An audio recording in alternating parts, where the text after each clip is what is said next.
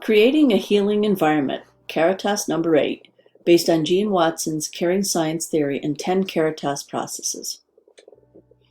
Hi, my name is Vera Turk, and I have been a registered nurse for 25 years, mostly with the elderly. This presentation will discuss one of the 10 Caritas processes that has a lot of meaning to me personally and in my nursing practice. Gene Watson's theory of human caring, or caring science, states that caring science offers a meaningful philosophical foundation to nursing science, beyond conventional Western science. Caring science acknowledges a relational ontology versus a separatist ontology. Caring science embraces the whole person, the unity of mind, body, spirit, as one in relation with environment at all levels. But what does that exactly mean?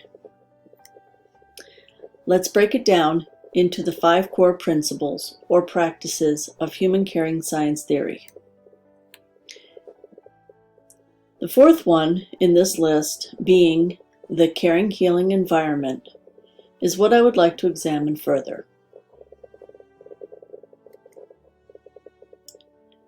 Caritas process number 8 asserts that the nurse should be mindful in creating a healing environment at all levels, physical, non-physical, subtle environment of energy and consciousness, whereby wholeness, beauty, comfort, dignity, and peace are potentiated. So what does that mean for the nurse? To be the caring healing environment. Again, Gene Watson's Institute has offered the nurse 7 ways to achieve that, and it starts with a transpersonal caring relationship. Of these 7, number 4 and number 7 speak to what it means in the environment.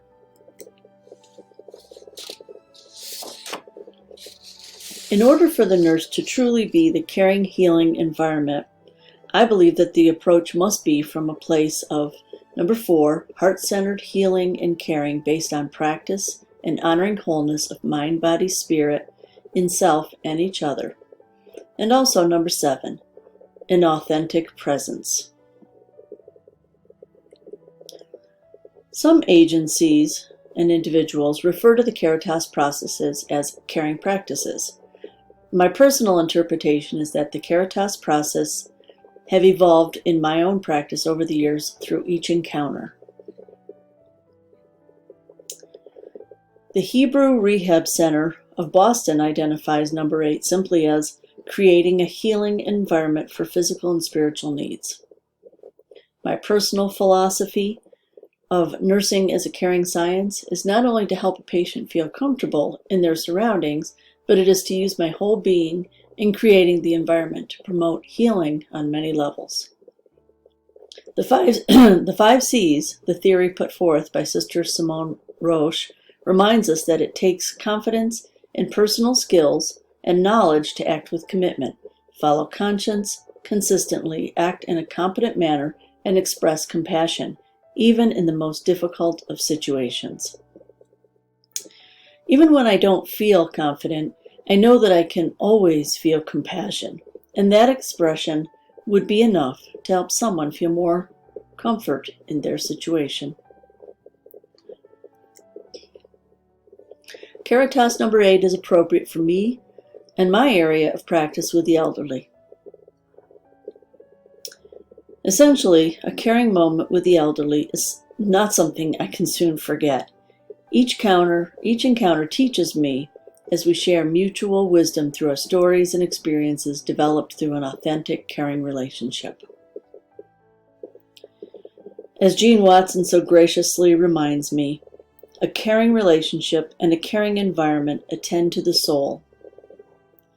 It is soul care, the spiritual growth of both the one caring and the one being cared for. With a better understanding of caring science, the next step is to grasp how. How do I promote the caring relationships and create space for my patient to generate his or her own wholeness and healing?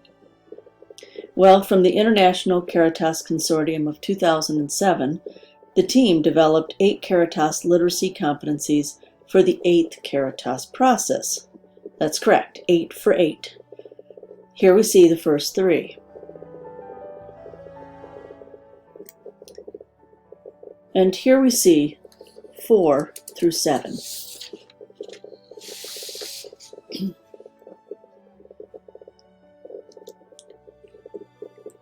And lastly, number 8. This seems to be a pattern here. Well, number 8 explains how to create a healing environment that attends to the nurse as the environment, bringing healing through these 14 elements, including self. The circle provides an inclusive and visual way for the nurse to understand that his or her authentic presence is the caring, healing environment.